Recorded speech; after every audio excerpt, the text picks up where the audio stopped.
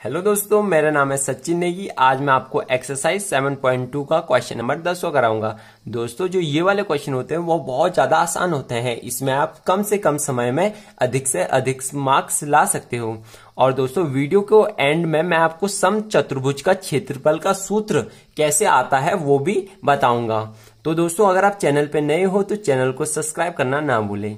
दोस्तों, हमारा question number 10वां है, एक समचतुर्भुज का क्षेत्रफल ज्ञात कीजिए जिसके शीर्ष इस क्रम में 3,0, 4,5, -1,4 और -2, -1 है।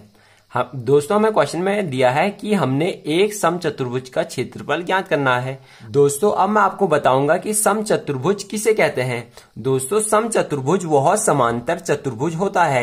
यानी आपको पता होगा कि समांतर चतुर्भुज ये वाला चतुर्भुज होता है जिसके आमने सामने की भुजाएं समांतर होती है। यानी ये इसकी समांतर होगा और ये इसकी समांतर होगा। और समचतुर्भुज समांतर चतुर्भुज तो होता है, पर उसके जो चारों भुजाएं होती है, यानी ये वाली भुजा, ये वाली भुजा, ये वाली भुजा, वो सब बराबर होती है। माना ये वाली भुजा इस प्रकार होती है, यानी ये चारों भुजाएं आपस में बराबर होती है। और समांतर चतुर्भुज में ऐसा नहीं है कि चारों भुजाएं बराबर होती हो, पर उसकी आमने सामने की भुजाएं बराबर होनी चाहिए। अब मैं दोस्तों एक समचतुर्भुज यहां पे बनाऊंगा, फिर उसके द्वारा हम इस क्वेश्चन को सॉल्व करेंगे। तो पहले मैं एक समचतुर्भुज बना देता हूं। तो मैंने इस प्रकार का एक समचतुर्भुज बना दिया, यानी जिसकी चारों भुजाएं बराबर होती है और आमने सामने की भुजाएं परस्पर एक दूसरे के समांतर होती है। अब मैं इस बिंदु को, हमें दिया है कि इसी क्रम में अगर हम क्रम को उल्टा सीधा कर देंगे तो हमारा क्वेश्चन का आंसर गलत आ जाएगा। तो मैं इस बिंदु को 3,0 मानता हूं, यहां पे 4,5 मानता हूं और यहां पे, यानी इसी क्रम में आएगा। तो ये वाला बिंदु आएगा आपका -1,4 और ये वाला बिंदु आएगा दोस्तों -2, -1। अगर दोस्तों मैं इसे इस साइड से भी लेके चलता हूं तब भी हमारा आंसर सेम आएगा। यानी पहले मैंने इसे यहां पे लिखा, फिर इसे यहां पे लिखा, फिर इसे यहां पे लिखा, फिर लास्ट में इसे यहां पे लिखा। अब हम दोस्तों देखेंगे कि समचतुर्भुज का क्षेत्रफल का सूत्र क्या होता है। तो समचतुर्भुज के क्षेत्रफल का सूत्र होता है, मैं यहां पे लिख लेता हूं, समचतुर्भुज और समांतर चतुर्भुज का दोनों का एक ही सूत्र होता है। तो समचतुर्भुज का क्षेत्रफल, जो समचतुर्भुज का क्षेत्रफल होता है दोस्तों, वो होता है आपका 1/2 गुणा पहला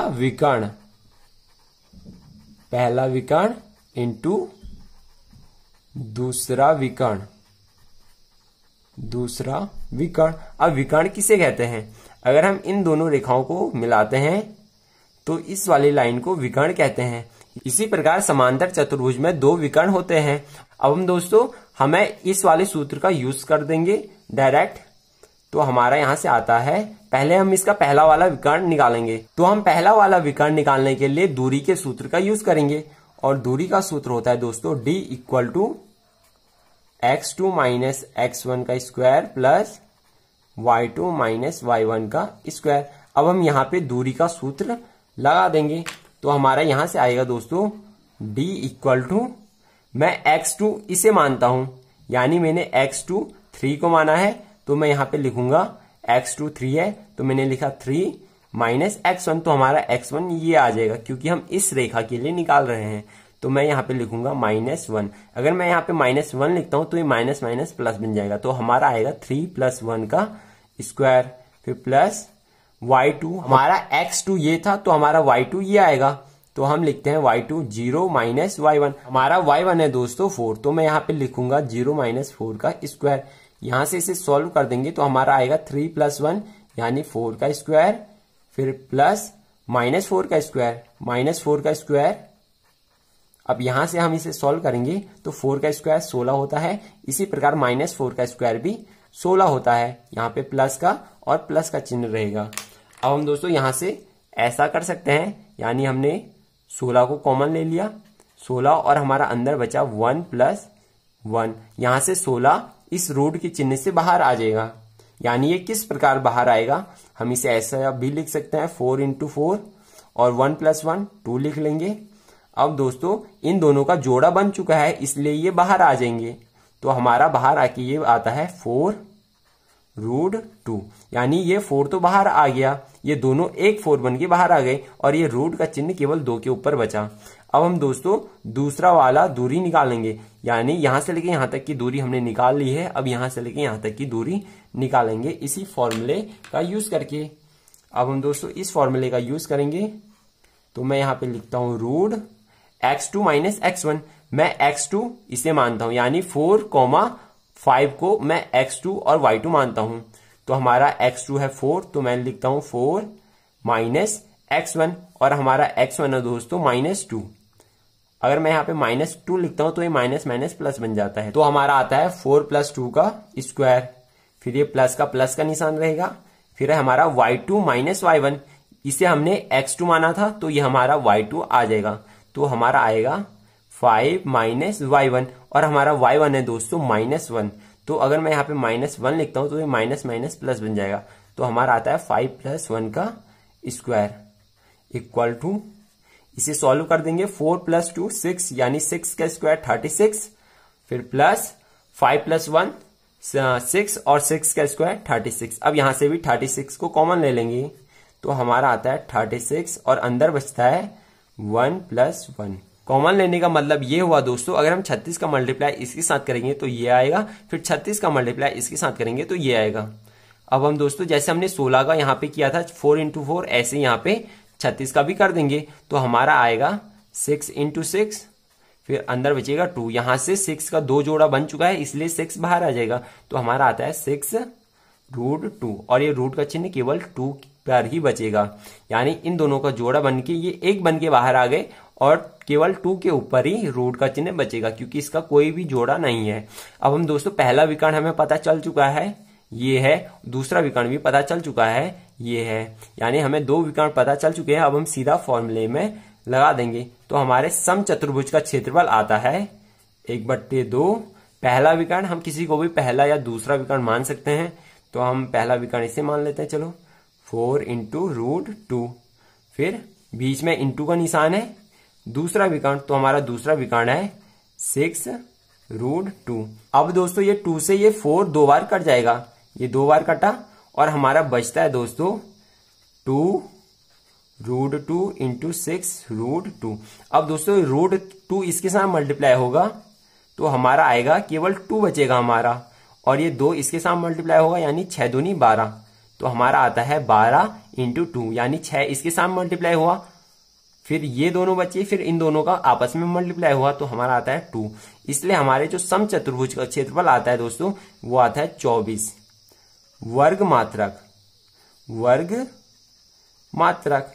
अब दोस्तों वर्ग मात्रक क्यों आया है? क्योंकि क्षेत्रफल को दोस्तों हमेशा वर्ग में नापते हैं, यानी हम स्क्वायर लगाते हैं, जैसे 4 सेंटीमीटर स्क्वायर ऐसे करके। अगर हमारे पास कोई एक लाइन है, यानी जैसे हमें यहां से लेके दिल्ली तक की दूरी ज्ञात करनी है, तो हम किलोमीटर में नापते हैं, क्योंकि इसमें एक ही दूरी है। अगर हमें क्षेत्रफल ज्ञात करना है, जैसे हम कहेंगे कि दिल्ली का क्षेत्रफल कितना है, तो हमें क्षेत्रफल ज्ञात करना है, तो हम क्या लिखते हैं? वर्ग किलोमीटर, यानी किलोमीटर स्क्वायर लिखते हैं।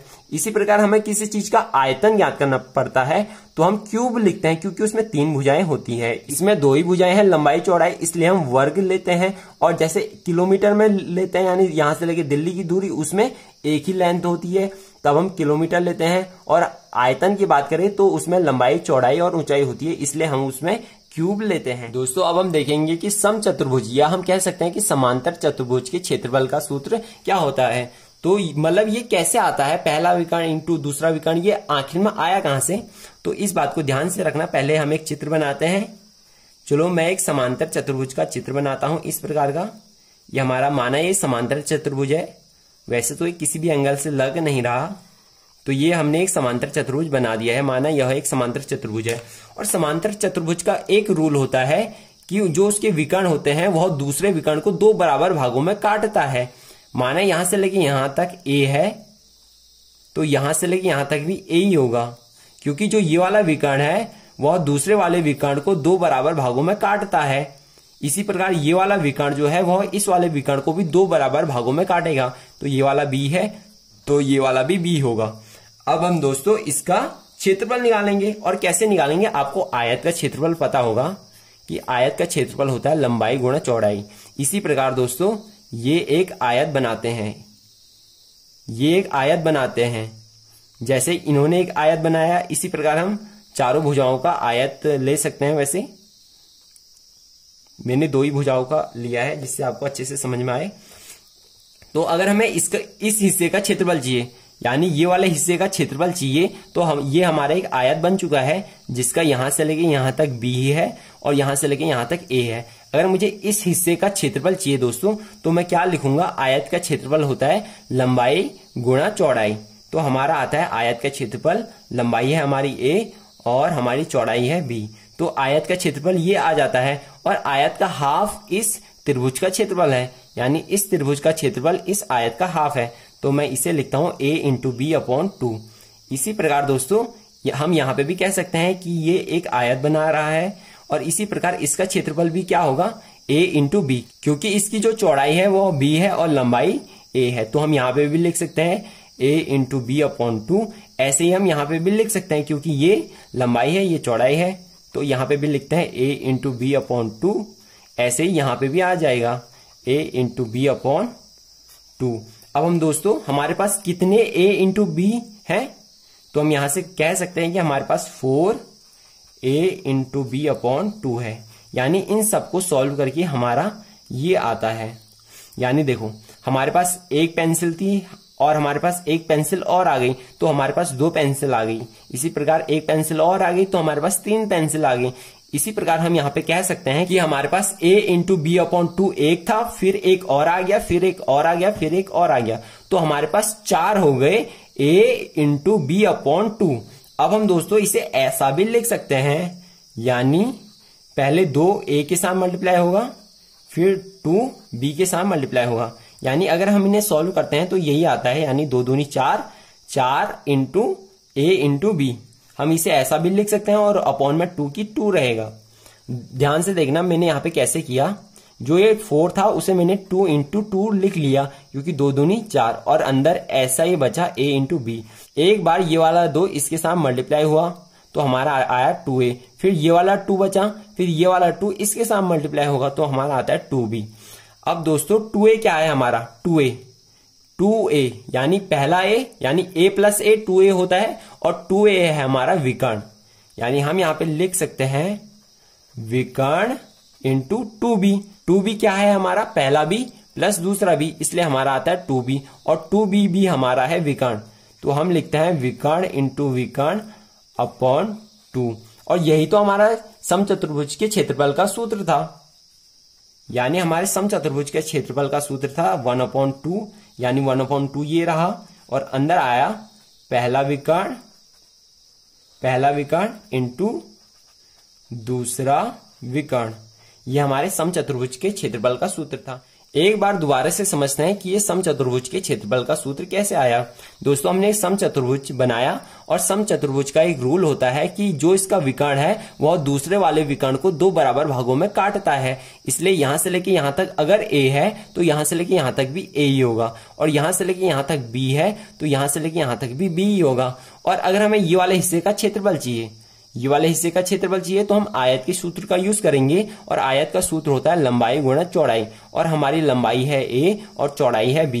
तो हमारा इस आयत का क्षेत्रफल आ चुका है a इंटू बी, और इस आयत के क्षेत्रफल का हाफ है इस त्रिभुज का क्षेत्रफल, ये वाले त्रिभुज का क्षेत्रफल। तो हमारा ये वाले त्रिभुज का क्षेत्रफल आता है a इंटू बी अपॉन 2, फिर प्लस इसी प्रकार हमने इसमें भी किया, तो हमारे पास 4 बनते हैं, यानी 1 2 3 4। फिर हमने इन्हें जोड़ा तो हमारा आता है 4a इंटू बी अपॉन 2। अब हमने 4 को 2 इंटू 2 के रूप में लिख लिया, 2 इंटू 2 के रूप में लिख लिया, तो हमारा आता है 2a इंटू 2b। अब 2a है हमारा पहला विकर्ण और 2b है हमारा दूसरा विकर्ण। तो हमारा ये सूत्र आ चुका है। आशा करता हूं दोस्तों कि ये वीडियो आपको बहुत ज्यादा अच्छी लगी होगी। अगर ये वीडियो आपको थोड़ी सी भी अच्छी लगी हो तो प्लीज इस वीडियो को लाइक कर दें, और ऐसे ही और वीडियो पाने के लिए इस चैनल को सब्सक्राइब करना ना भूलें। Thank you, have a nice day.